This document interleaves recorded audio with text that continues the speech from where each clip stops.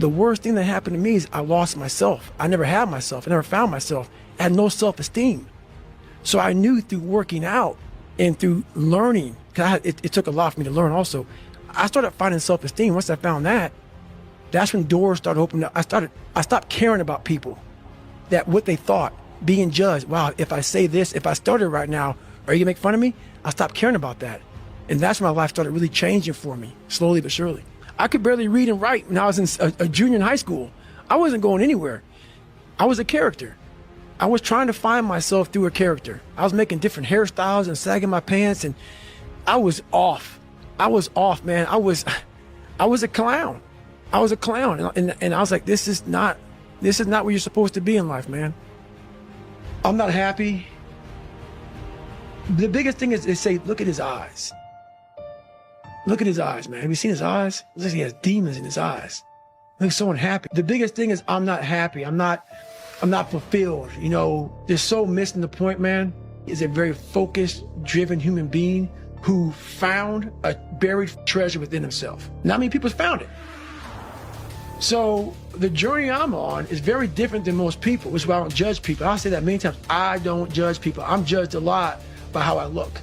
My eyes, my not smiling all the time, not laughing, not joking. Right now, it's easy to be happy. It's easy to smile. Those are the good times. The good times. Those times don't need to be trained. You know, I had to train myself for good times. Those times, for most people, don't need to be trained. What I'm trying to give you all is the misery of sometimes we go through in life. Those are the times we don't want to talk about. We want to skip forward to peace. Let's skip all this pain and suffering and misery of real life. Let's cover it over, nice big blanket, and let's find peace. No, sorry. It's not possible. I'm training my mind and my body and my spirit so it's all one, so I can handle what life is going to throw at me. Because the life I've lived, it throws a whole bunch at you. And if you're not physically and mentally prepared for that, you're just going to crumble and you're good for nobody. In times of suffering, what we do is we forget how hard we really are. Because that's what suffering is. Suffering is a test. That's all it is. Suffering is the true test of life. Is now where I'm at today. And that is, when you finally get to that point for me, it's forever lasting peace. Greatness isn't running 200 miles at a time or doing 4,000 pull-ups or being a SEAL. Greatness is whatever the hell you dreamed of in your own mind. You got to first see it. You got to first create this vision in your mind. And then that's when I come into play. Once you create this vision in your mind, it's how am I going to get there now? We are all great. No matter if you think you're dumb, no matter if you think you're fat, no matter if you are fat, no matter if you've been bullied, or no matter if you just got back from Iraq or Afghanistan and you have no legs or your arms or whatever, man, we all have greatness. You got to find the courage. You got to find the courage to put your Bose headphones on and silence the noise out of this world and to find it. That sets you apart from everybody else. Hope is not in your hands. You can't control hope, man. You can't. It's just hopefully this thing happens. But when you get belief, when you start to create belief, and belief isn't like an after-school special.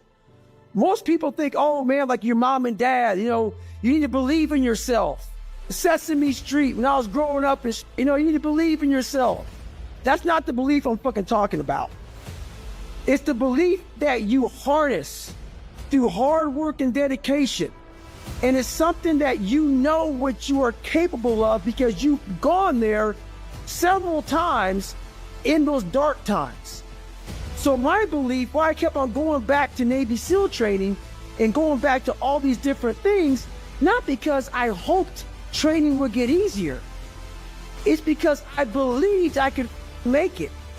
Through the training I put myself through, I just wasn't doing and executing as I should. And I knew that. It was all on me. So then when I put that belief into work and that hard work came to fruition, everything happened for me. What separates me from a lot of people is they go into a daunting task and the task is overwhelming. Like, you have to be open-minded to the possibilities that I can do this. Once you shut your mind down to the possibility that it can be achieved, there's no way it can happen. So that's why my eyes and my body light up about things. Because I know that if you're in a fight, you have to attack. You have to keep attacking. The enemy has to know he is not going to give up. You must break the soul of whatever the is in front of you. That's what I realized. I was never breaking the soul of anything in front of me. So that's why I came with the thing called Taking Souls in my book. I started to devise ways to break a soul of a human being, of an object, of whatever's in front of me. If you keep on attacking something, nothing wants to stand in front of anything that is relentless. Nothing.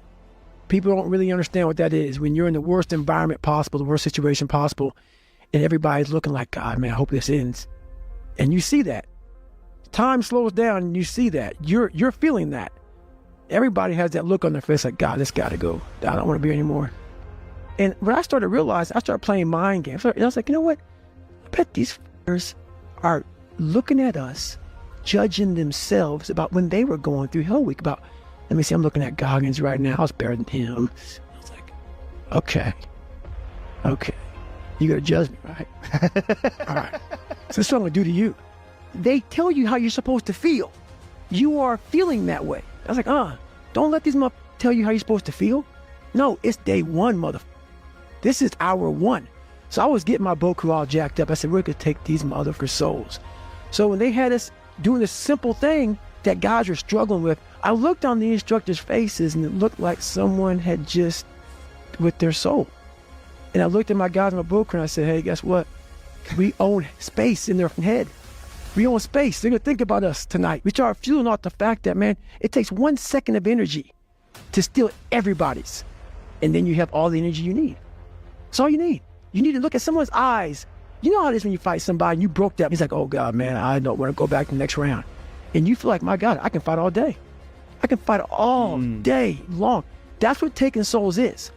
But you have to have the will, the heart, the courage to go that distance when you're exactly jacked up. You have nothing left to give and give more. Charging, and we start fueling off of that.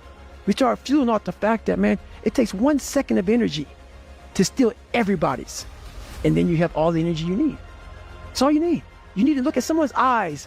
You know how it is when you fight somebody and you broke that mother. He's like, oh, God, man, I don't want to go back to the next round. And you feel like, my God, I can fight all day. I can fight all day long. That's what taking souls is.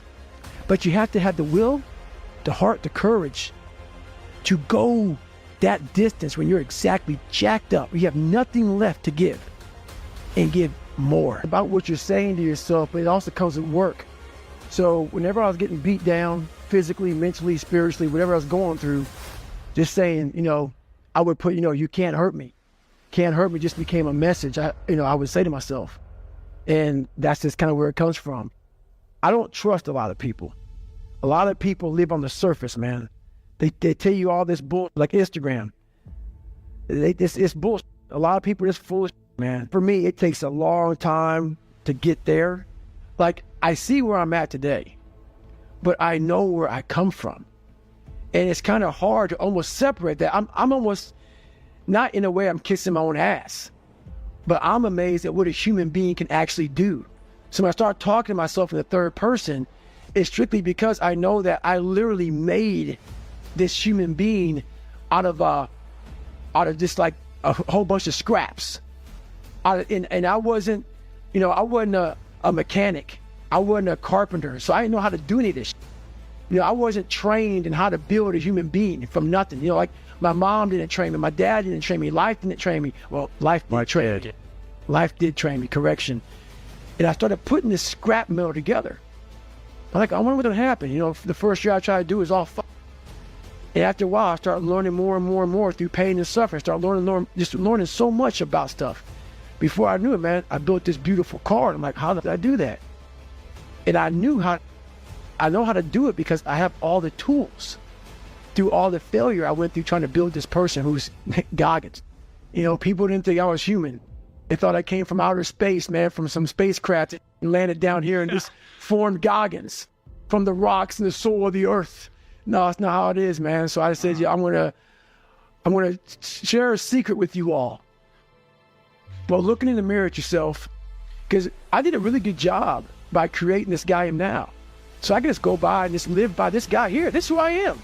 There's no room in that mind for discipline. There's no room for consistency. They may do it once or twice, but then the mind takes over and that garage comes in, and then it's like a circuit breaker, man. A circuit breaker just overloads and sparks. And our minds, that's our mind, man. It's like a circuit breaker that has so much shit in it, you keep on loading it, you can't put any more into it. I talk about it in there, man, so much about clearing space in your mind so that you have room for all those discipline. Waking up early, taking those, they do mean something, but we don't get to that dark matter that is keeping you from clearing out that mental garage. People with a talent problem who are so talented, they're hard to train. They're hard to push. If you're their coach and you're trying to get them to see that we got to get you past this talent problem, we got to get you to the point where you're into that mental zone. Because we got to get you way past your talent. And it's hard for coaches to take these fighters or whoever past their talent. And on the other side of that is where they gain true levels. The levels beyond talent, that's where it really is. Because if you're able to take a motherfucker down to the deep end, while a motherfucker's just putting his toe in, feeling the water and shit, if a motherfucker in the deep end, he's able to take you down there and he's mentally strong, it's over. It's over, man. Because they live in the deep end. They live in it, man. Break down situations very quickly within some trauma in your life, some devastation in your life, because it's going to come. The devastation, the trauma is going to come, and you can't allow that to become a Jersey barrier. It can't be a Jersey barrier. It has to be something that you can maneuver through very quickly and move forward. That takes a lot of toughness. Man, when you give what I've given everything. People make, oh, you ran on up knees, you taped your feet up, you did blah, blah. You had 2 heart surgeries, you kept on going, which makes me who I am. We all look for toughness. We all want it, but we look for it in a comfortable environment. You will not find toughness in a comfortable environment. Yep, sure did. I had somewhere to go. I got there. And buddy, when motherfuckers tell you you can take a break now, hey, you're f***ed up. As long as my knees are halfway working, I got to run. You telling me, man, maybe a chance I can't run no more? Give me an excuse to not do, but as long as I have no excuse, I gotta do it. I was happy where I was. I gave everything. I gave everything to who I am. And that's why people, oh, I don't believe that. Don't believe it. I gave everything. You have no regret. People didn't understand me. People don't understand me now. I don't give a f. I know exactly what I was doing. I'm not a masochist. I'm not crazy. I'm not this and that. People try to title me and label me. No, I had something can do. It's like our minds are like a garage. And the garage, if you open a garage and it's all cluttered up, you can't put your car in there. You got boats and you got kids' toys and shit everywhere. But if you organize that garage and you put everything in its rightful spot, you can put that car in there. You can put 2 cars in there. You can put bikes in there. And that's like with the mind. People talk about discipline, determination, repetitions, and all this shit. Consistency. There's no room in that mind for discipline. There's no room for consistency. They may do it once or twice, but then the mind takes over and that garage comes in, and then it's like a circuit breaker, man. A circuit breaker just overloads and sparks. And our minds, that's our mind, man. It's like a circuit breaker that has so much shit in it, you keep on loading it, you can't put any more into it. I talk about it in there, man, so much about clearing space in your mind so then you have room for all those discipline. Waking up early, taking those, they do mean something, but we don't get to that dark matter that is keeping you from clearing out that mental garage. Every morning starts with a run. And that's because that's the one thing I hate to do more than anything in the world. So that's like my cup of coffee. And I'm all about armoring yourself. So the second you leave your house, and the second you open your phone, the second you do any of that shit, you are now letting in poison and cancer. So I make sure a lot of things you can't avoid. So as I get up, I start to armor plate my mind and body. And discipline is good too. But without a clear headspace, there's no discipline. What do you mean? So let's say we have a circuit breaker, okay? And I'm loading everything up to one circuit. Just load it up. It's gonna blow. And once that thing blows, man, the circuit's all fucked up. You gotta have each thing plugged into the right spot, like a crowded garage. You can't put anything in it. Once your brain is crowded, discipline is great. Motivation is great. But if you can't fit in your brain because it's all cluttered with there's no discipline. You may have it sometimes when it fits in that crowded garage of your mind, but you don't have the consistency that you need to have with that discipline. And people don't get that. Your mind has to always be clear. That's why I meditate 2 hours every single night, because I refresh, I reorganize the garage, which is my mind, every night. So then discipline's in there, organization, everything is in its right spot. So when I wake up, I'm ready to go. And Can't Hurt Me, my mom was like, you're not going to put some of my life in this. But over a period of time, like, Mom, this just wasn't your life. I was a young kid watching you go through this. I was living it with you. And I didn't have the brain to absorb the adult life that you put my childlike brain in. So I lived it even more than you lived it. And trust me, it took several years for me to figure out who the devil was. And the devil was my father. But like I put in that book, no one's gonna come back and say, hey man, I apologize. Maybe someone does. So at the end of the day, when all things are said and done with, while my dad was the devil, and I believed that for a long time, I had to confront him. And when I confronted the devil, so what I thought was the devil, I realized that I was the true devil.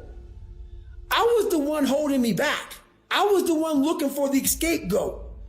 And I was the one looking for all these ways to say, it's okay, David. You're a loser. You're a born loser, so it's okay.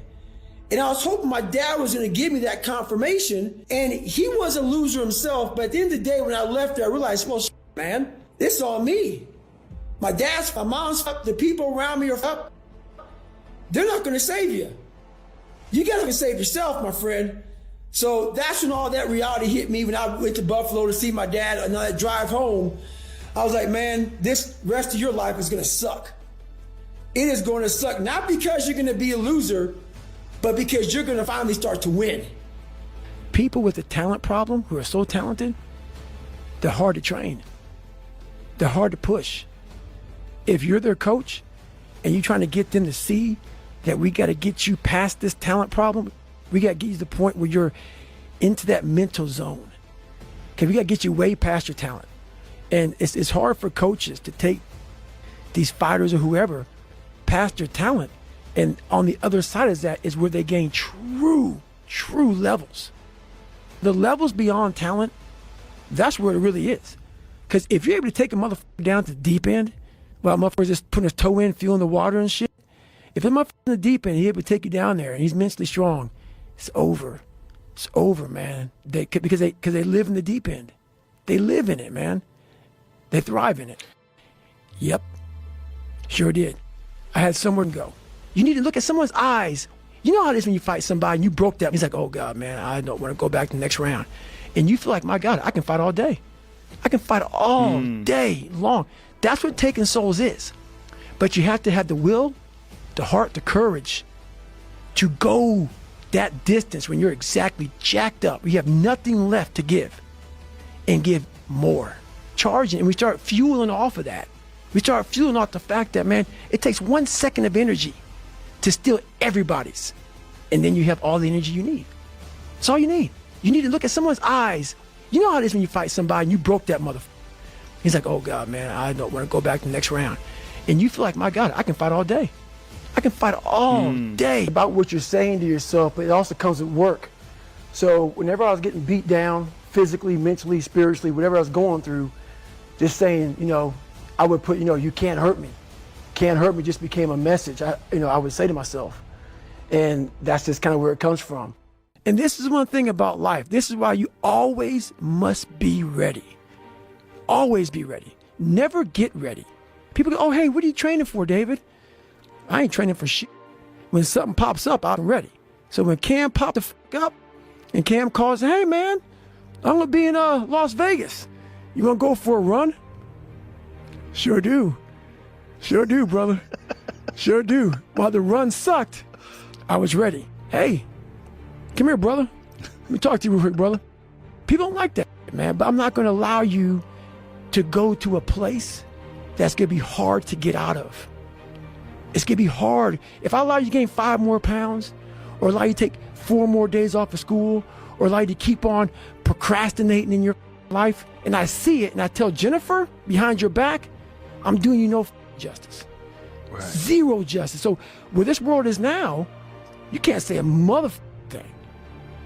I do. I still do, and I always will. Don't like me. Don't like me. I'm good with that. In my mind, a lot of times, man, I'm like, it doesn't mean I quit. I don't quit. You know, I may not make it the first time, but I'll come back. I got to call an audible. Can get my head back in the game. I gotta figure this shit out. It doesn't mean you leave. It means you study it more. It means you study it more. And whenever I fail at something, people always say, man, how do you handle failure, man? I fail a lot, dude. I fail all the time. They go, how do you handle it? What I'm trying to do, and this isn't being arrogant, man. It's being real. Not many people are trying to do. There's not many people who can even open their mouth and criticize me when I do fail. Because I'm trying to do shit, man, that many people aren't trying to do. But I don't look at failure as failure. I look at failure as your first, second, third, fourth, fifth attempt. I look at them as attempts. I don't look at anything as failure. Because when you're going to try to do something, not trying is failure. That's not some after school special shit. But when you're able to go out there is no failure. It's attempts. Because when you're trying to do something that's bigger than you, whatever you are, whoever you are, if you're paralyzed, you're trying to walk one step and you didn't fail, mother. That was your first attempt.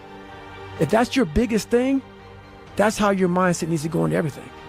So I don't look at it as failure is a big word like that gets people down. We give so much power to words. I don't. I take the power right away. I didn't fail where it gets hard. And the harder it is, the more you start to push back. And the more you push back, and then it's not right for people to talk about. It's not right for, like, let's say you are fat. I was fat. That's why I talk about it. Go ahead and say something. I was fat too. And it was hard every day to get up. I know what it feels like when you roll your fat ass out of bed and all you want, but I can't want it more than you. And so many people just want it the easy way. I'm sorry, man.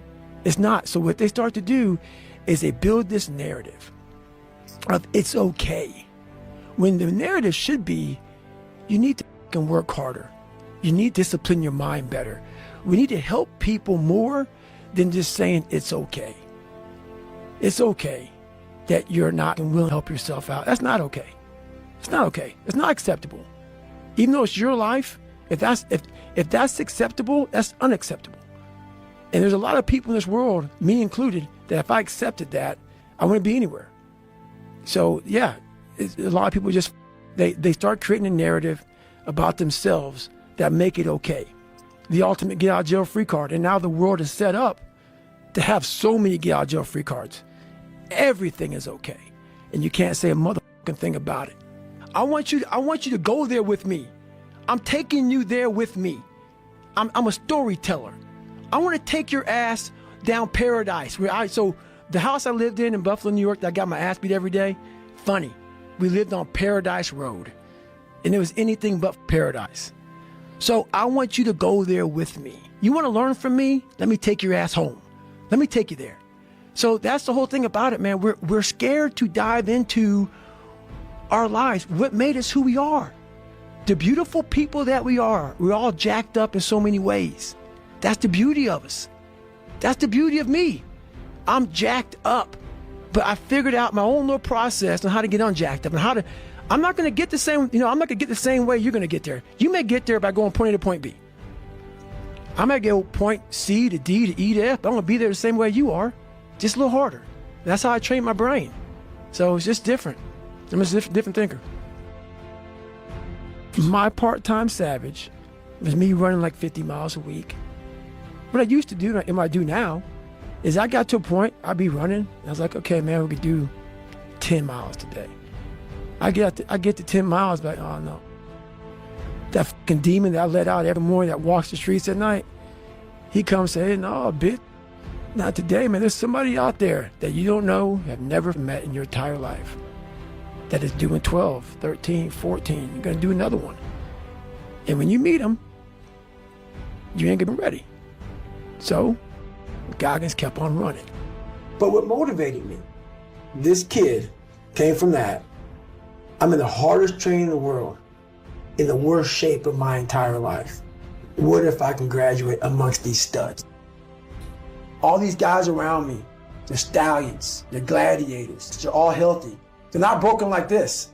If I can start the hardest training in the world, broken, and graduate, you are now, from the weakest man, you are now the hardest man to ever live. If you can do this.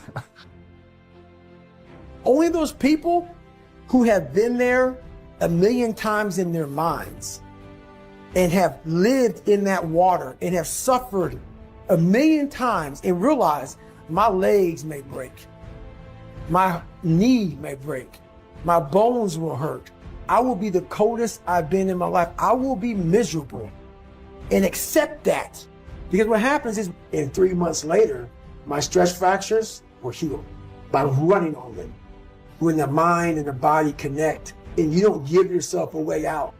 The only way out for me at that time was death. I'm going to be a Navy SEAL, or I'm going to die trying, period. And my body said, roger that. We're going to get you through this. I learned how to control my adrenals. If you know how you get that fight or flight response when you get to move real quick. Yeah. And I started learning the mind a lot, how to get myself jacked extremely fast, like in a horrible environment when everybody's miserable. I learned how to really find strength in the misery. When everybody's suffering, everybody's all poopy pants and their mentality's down and everything, I started just like, my God, this is where I shine.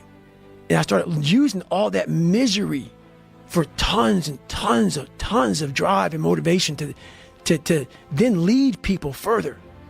Because you can get a lot of power through misery. And once people see that, my God, Goggins is going, then everybody says, roger that. Let me get my shit and go too. I started realizing that if you can just find strength just a little bit longer, you will have a crew of people following you along the way. People always say failure is a part of life and failure is how you grow. I've said all that stuff before, but it really is a bunch of shit. It really is, man. I'm going to be honest with you, man. I'm so tired. Yeah, don't hold back or anything. I'm so tired of hearing all these cliche, like goal setting. Half the people who write that aren't even doing the talking. The reason why I believe I can talk on failure is because I'm still failing today, and I'm failing in a major way, and I'm living when I'm talking. So many people who talk about all this, they're has-beens. They're people who used to do back in the day, and I talk about it. Are you living it today? Visualizing this is my biggest tool of life. That's why I've been able to put myself in cold water, put myself in a 100-mile race millions of times before I've done it. And I'm able to go through the race and see how I'm going to feel at mile 50. Almost to the exact feeling. Right, so when it comes up, it's no surprise. It's no surprise. I've already done this a million times. Mm. And that's the one thing I practice and practice and practice and practice overnight. But also, the most important thing is I practice that feeling of accomplishment that I'm going to have when it's all said and done with. Most people who are failing are trying their ass off. Most people who are failing are being criticized by people who haven't attempted what you're even trying to fail at. So what I'm failing at, so after I did 2,500 pull-ups my first time going for the record. You know, people were criticizing me. People sitting there eating chips on the couch. Doing pull-ups. Exactly. Look at your audience who's criticizing you, first of all. They're not even in your world. You don't even talk to me. Block them out. That's the first thing. Yep. The second thing is, through failure, you get all the answers.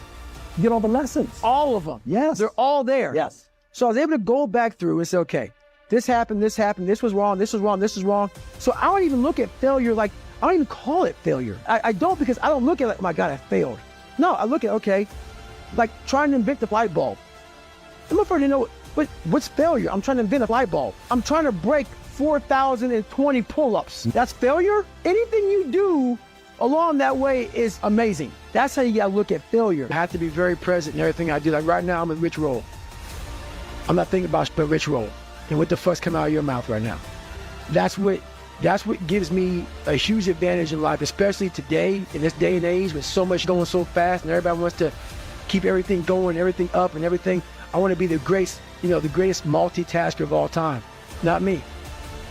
If I put my 100% into what's in front of me, I will destroy it. If I'm out here just multitasking, I'm going to half-ass everything I do. So it is the most important thing in the world to me, is being focused at the task at hand. So for me, failure is something that you should be afraid of. It should be afraid of. But that's why you should go out there and challenge yourself to fail. Because if you're not failing at something, that means you've set your goals to pass, to succeed at everything you do, which means you're not setting your goals high enough. So for me, okay, I'm gonna go out and break the Guinness Book of World Record for pull-ups. Lofty goal, which is why I failed it twice before I finally got it. I knew going into everything I've ever done in my life, Navy SEAL training, 3 times before I got it. Everything I've ever done in my life took me 3 times before I got it. I knew that there was a huge possibility of failure. But what I gained from failure is this. When you see a movie and you watch a movie about a person that keeps failing, and at the end, they succeed, how do you feel as you watch that? Elated. Amazing, Yeah. right? Yeah. I become the movie. I want to feel how I feel watching someone else in the movie. When I watched Rocky get his ass kicked, and I watched all these different things of failure. The second you look at your phone, the second you turn the TV on, you're in a battle. I want to win the war in the morning. If you do something you don't want to do every morning, you're already giving yourself the proper self-talk to attack the people that don't like you, to attack your insecurities, to attack what the world's going to give you. I once had that mentality that no one understands what the I'm going through. And if you keep that mentality, you're going to stay in the same exact spot that you're in. Everybody's going through. So when people get this mentality of like, you don't understand me, you can throw a rock to someone that can understand you if they're willing to break themselves down and stop hiding. A lot of people understand you, but you got to stop hiding. And then this guy was in my mind. We suffer every day. It's what we do. We do stuff that sucks every day. So then when the suck stuff comes, you're ready for it. And that's how I started coming up. You know, I just started being very uncomfortable. And now it's like just a way of life. What I realized is for me to become the man I wanted to become, I saw myself as the weakest person God ever created. But I never blamed God for anything he did to me. So I wanted to change that to be the hardest man ever created. Am I that? I don't know, but you had to have a goal.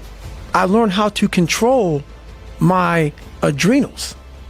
If you know how you get that fight or flight response when you get to move real quick? Yeah. And, you know, I started learning the mind a lot, how to get myself jacked extremely fast, like in a horrible environment when everybody's miserable. I learned how to really find strength in the misery. When everybody's suffering, everybody's all poopy pants and their mentality's down and everything, I started just like, my God, this is where I shine. And I started using all that misery for tons and tons of drive and motivation to then lead people further. Because you can get a lot of power through misery. And once people see that, my God, Goggins is going, then everybody says, Roger that. Let me get my shit and go too. Yeah, I started realizing that if you can just find strength just a little bit longer, you will have a crew of people following you along the way. We want to be the best amongst the average people. People wonder, how do you stay hungry all the time?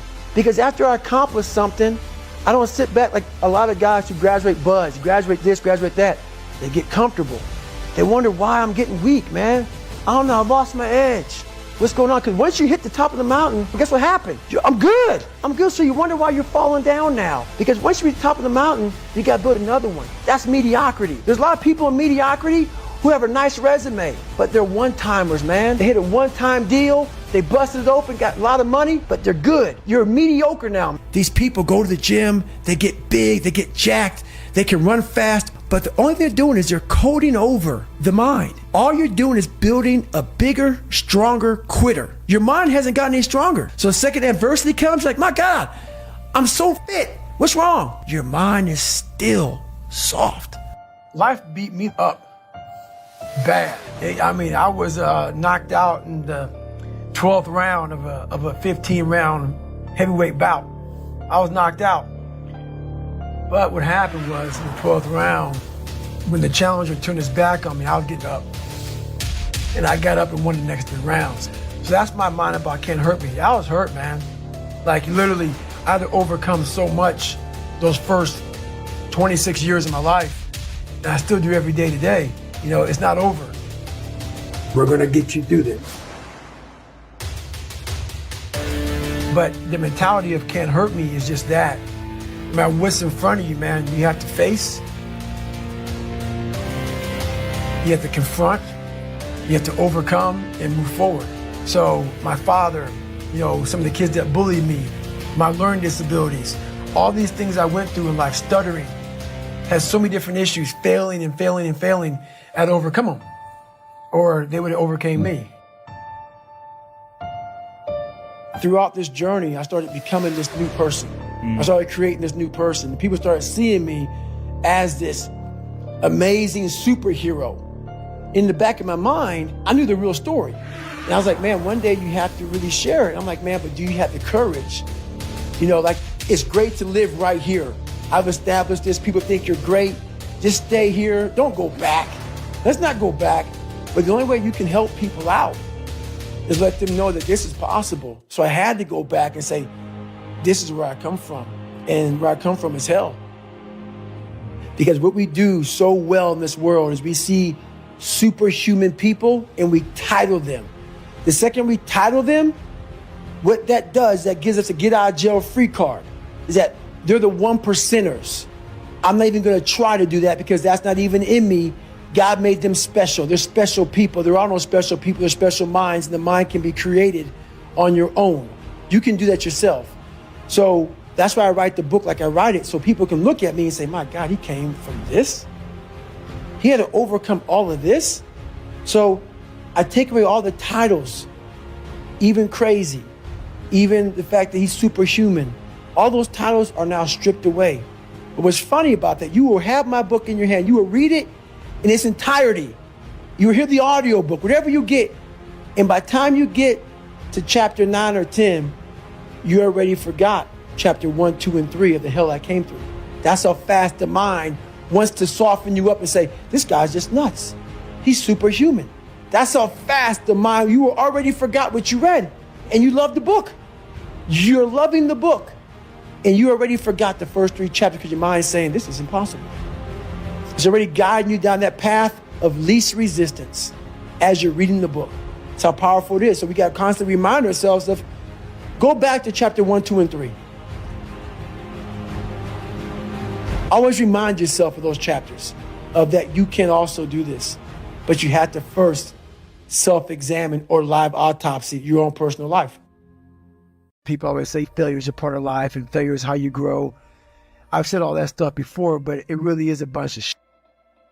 It really is, man. I'm going to be honest with you, man. I'm so tired. Yeah, don't hold back or anything. No, I'm so tired of hearing all these cliche, like goal setting. Half the people who write that aren't even doing the talking. The reason why I believe I can talk on failure is because I'm still failing today, and I'm failing in a major way, and I'm living when I'm talking. So many people who talk about all this, they're has-beens. They're people who used to do back in the day, and I talk about it. Are you living it today? Visualizing this is my biggest tool of life. That's why I've been able to put myself in cold water, put myself in a 100-mile race millions of times before I've done it. And I'm able to go through the race and see how I'm going to feel at mile 50.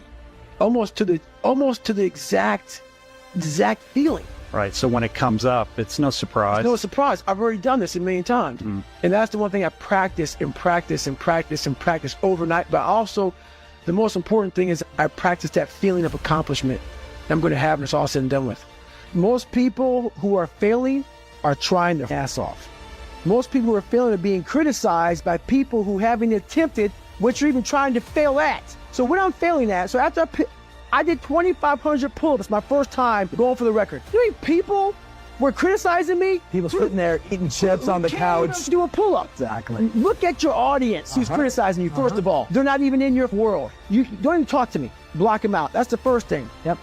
The second thing is through failure, you get all the answers. You get all the lessons. All of them. Yes. They're all there. Yes. So I was able to go back through and say, okay, this happened, this was wrong, this was wrong, this is wrong. So I don't even look at failure like, I don't even call it failure. I don't, because I don't look at it like, oh my God, I failed. No, I look at, okay, like trying to invent the light bulb.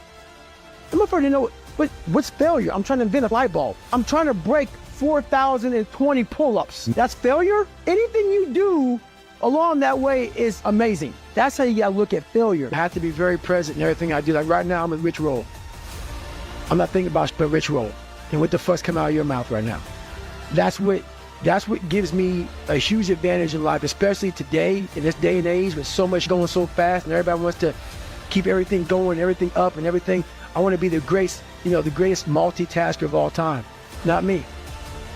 If I put my 100% into what's in front of me, I will destroy it. If I'm out here just multitasking, I'm going to half-ass everything I do. So it is the most important thing in the world to me, is being focused at the task at hand. So for me, failure is something that you should be afraid of. It should be afraid of. But that's why you should go out there and challenge yourself to fail.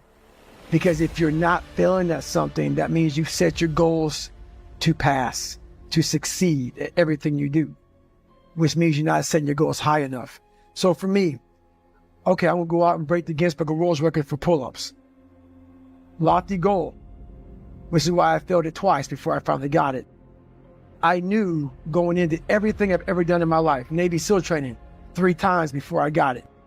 Everything I've ever done in my life took me 3 times before I got it. I knew that there was a huge possibility of failure. But what I gained from failure is this. When you see a movie, and you watch a movie about a person that keeps failing, and at the end, they succeed. How do you feel as you watch that? Elated. Amazing, Yeah. right? Yeah. I become the movie. I want to feel how I feel watching someone else in the movie. When I watched Rocky get his ass kicked, and I watched all these different things of failure, I was able to put myself there and say, God, man, how much do you feel now that you finally got there? That's what failure has done to me. I've watched so many things and watched someone succeed at the end of it. It's like, God, I want to feel like that. But failure causes that one feeling. Without that failure involved, you don't have that feeling. If you just pass and you succeed and you're great, that feeling, yeah, okay, I'm good. What takes you years, months, years to accomplish because you just can't get over the hump, but you continue going back to the drawing board. You're looking for those few seconds after you finally figure out the equation, whatever the equation may be, to get you to finally pass, to succeed. I live for that feeling, but I can't get that feeling without going through, I failed this equation, I failed this one, I failed this one, I failed this one. Oh, I'm figuring it out. So you start to feel it before you even pass, before you even get to the success part. And then once you succeed, the feeling is unbelievable. And you take that feeling of success through failure and you put it in your cookie jar. And you say, I'll come back and get you again. I'm gonna need you again down the road in my life. But the one thing I'm most scared of in the world is losing touch with the best thing in the world is your mind. Your mindset, how you can picture yourself, how you can focus, how you can drive, how you can put yourself in so many situations, get out of it. Because those headphones we listen to, those phones that we Google to find information, there's so many situations in my life where that's not gonna help me. It's not gonna help me. You have to be David Goggins and say, man, I'm afraid of this, I'm up here, life made me this way here, I stutter, I have these issues with reading and writing, and I'm fat and I'm insecure. You have to face that in that dark room. In that dark room is who you are. But in that dark room is where you have to create another human being that walks out of that dark room to face who you are. That's the only way you're going to get over all those things. You have to create someone else. Not like you have two different personalities. It is you, but you have to find strength. And that visualization of almost me cracking out Goggins, like almost like that Superman cape, like I'm coming out a different person, a person that doesn't give a fuck about anything, who doesn't care about being judged, who knows I'm weak, who knows I'm afraid, who says, whatever you think about me, take it, whatever, I'm here. That's Goggins. In the dark room, you face yourself, you realize you want to be better, you realize you don't want to be this weak, insecure person in the world who has all these problems that we all have. We all have. Social media is a great platform to tell you who we want to be, not who we are. So that's where that dark room is. So it's how I started talking to myself and putting myself in a whole different category, and that would fuel me the next day. And I just kept using that as fuel and fuel. No one would do this. You're the best motherfucker around. You're the best motherfucker ever live. And I just kept fueling me with the right kind of message that I needed to hear that I was never telling myself. And through time, it became reality to myself. So I take a lot of passion in who I am as a person. As you hear, as this podcast gets going and going and going, what you're going to do is you're going to transform me from this guy right now that's kind of chilled out in this room, David Goggins, to Goggins. And I had to invent this person. David Goggins is an introverted, soft kid that got beat up growing up, and mindset had to lie to create friends, to get friends, to be accepted. My life has really been about two people. Very scary, but two people. I had to invent a whole nother human being to get outside of my comfort zone. And that human being became Goggins. I had to develop a really callous skin on me to take whatever you're going to call me, you're going to call me. Whatever I'm going to be, I want a geek, but whoever I am, you're going to see me. You're going to see me for who I am, because I need to change who I'm not. And that accountability mirror just became raw. And when I became fat over the years, because I fell back in the hole, I called myself fat because I was fat. And people don't want to do that. They want to say, oh, don't call yourself fat. Don't call yourself dumb. If you're not real and raw with who you are, nothing's going to change. And in this nice new world that we live in, we want to hear, you're just a little big. No, man, you might be fat. And it's okay to hear that from yourself and from everybody else. So that's where it started at. And it's raw. It gets ugly sometimes with me in the mirror, but I'm also proud of myself to be able to tell myself that and then fix what's in that mirror. So what happened in my life was we start to get, I call it like the rucksack. A rucksack is a pack that you carry in the military, and you put all your stuff in it. Your radios, your food, your water, all that stuff you have to carry in the military. That's your rucksack, it's a backpack pretty much. As you're growing up, we all have a backpack. Most of ours, hopefully, is empty, and what we put in it is all the crap we go through in life. That's what is in the backpack for the civilians, and we carry it around with us. So what you have to start doing is realizing that no matter where you're at in life, my dad abused me, learning disabilities, stutters, immaturity, insecurities, self-doubt, so much crap on top of me. So much stuff. I lied a lot to create friends. So much stuff was in my backpack. No one's coming back to help me. So it starts with that person in that mirror. You have to realize you are on your own now. And whatever else you believe in, I don't care what you believe in, but on earth, it's a very lonely journey. And it starts with the accountability mirror, looking at saying, hey, my dad who beat the hell out of me is not coming back. All these things are coming back. I have to face myself. And you have to own all those things that people may have done to you. Now it's yours. You got to own it. And it's yours now to fix the problems that people did to you. It makes no sense. It's not fair. I get it. But if you live in that woe is me mentality of guess what? My dad did this to me. My mom did this to me. People who bully did this to me. You're going to always live right there. You have to figure out ways to move forward because you're not coming back. And it starts with the mirror. I call it the accountability mirror in the book.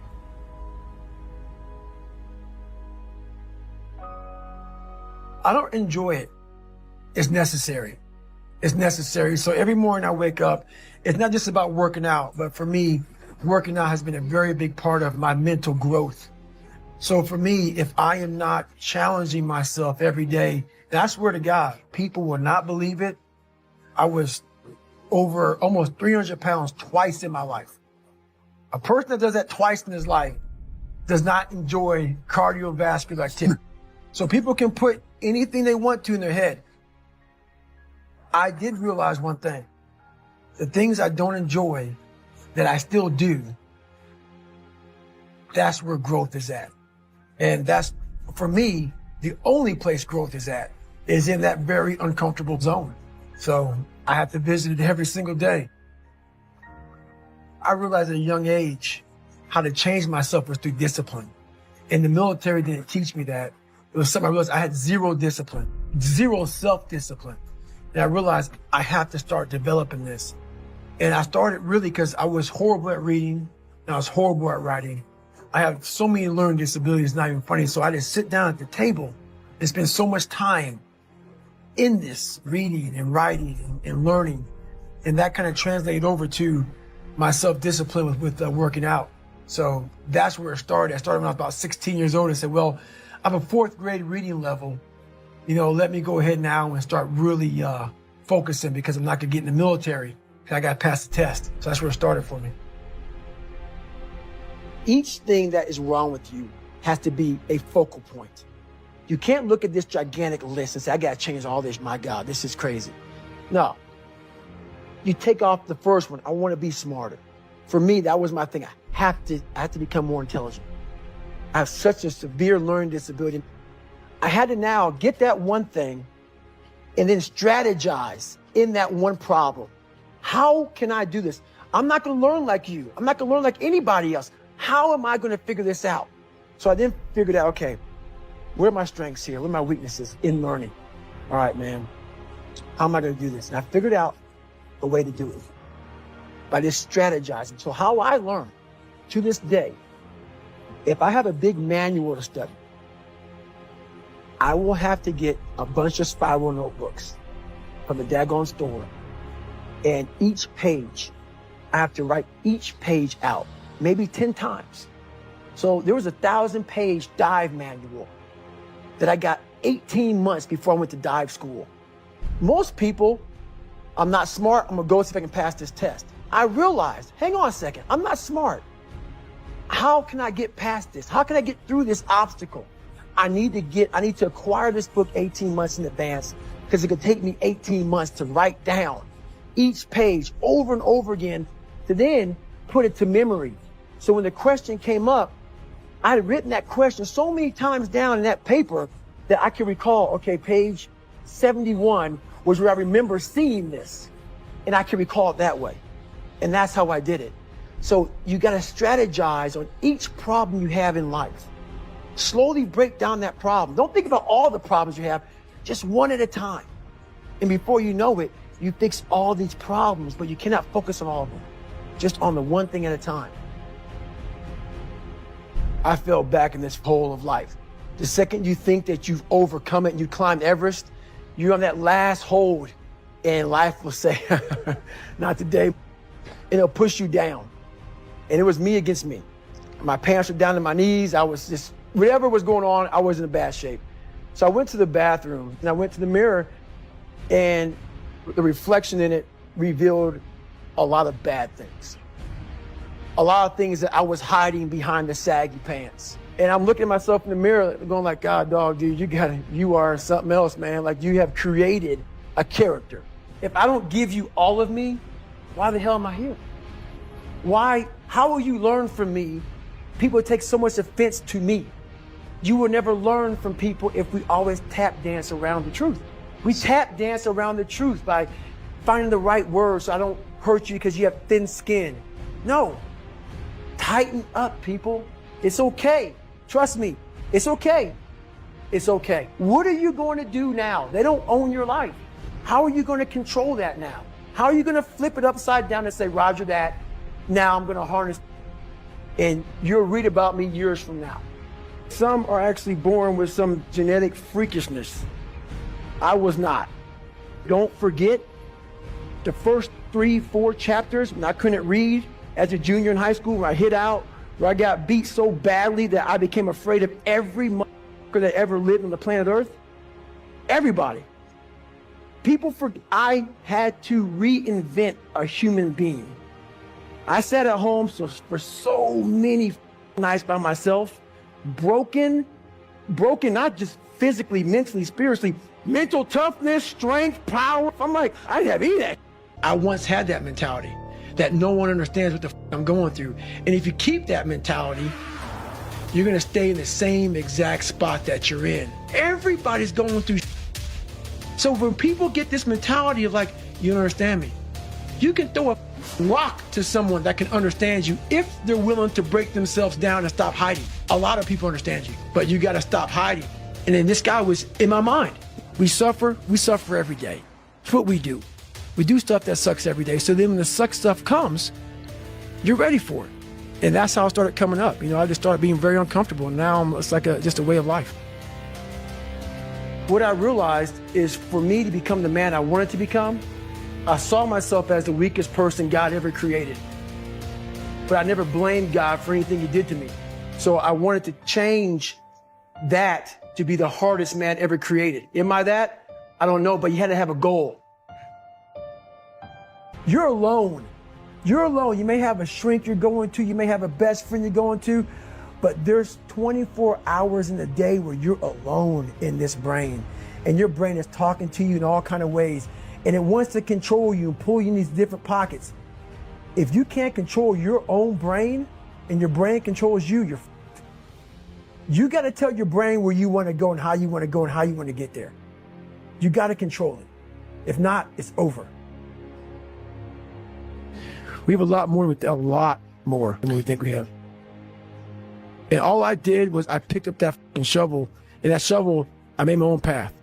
And you may have big boulders and they may be getting 200 miles up the road faster than you, but going through this path of life, this journey over here, there may be some days I get up with poopy pants and I'm like, you know what, man, this, man, like, why am I having this such a structured life? Why?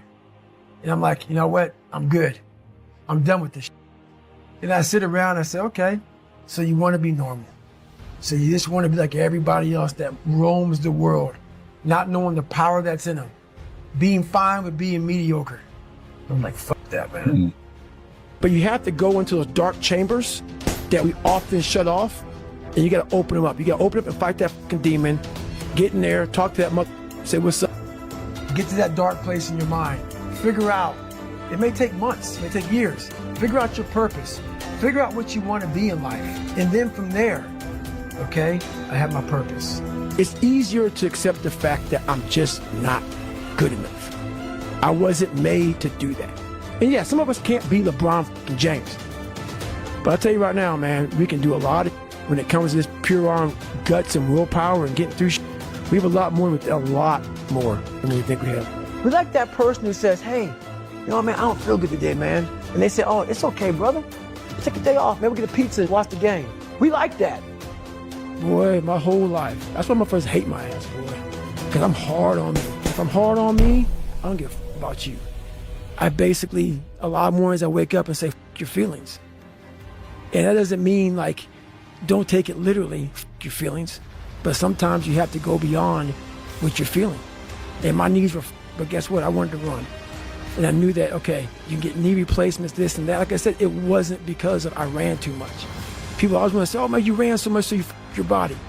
You know, you don't want to be like David Goggins. I hear it all the time. You don't want to be like David Goggins. I study the darkness. You find no answers in the light. None. It's too happy, it's too nice. And we don't need to be taught how to live in happiness. That just comes naturally to us. Happy moments, but the dark times, man, you can't get there unless you put yourself there. Life will take you there. But when you get into those dark moments, it's where people, how are you able to write like this, man?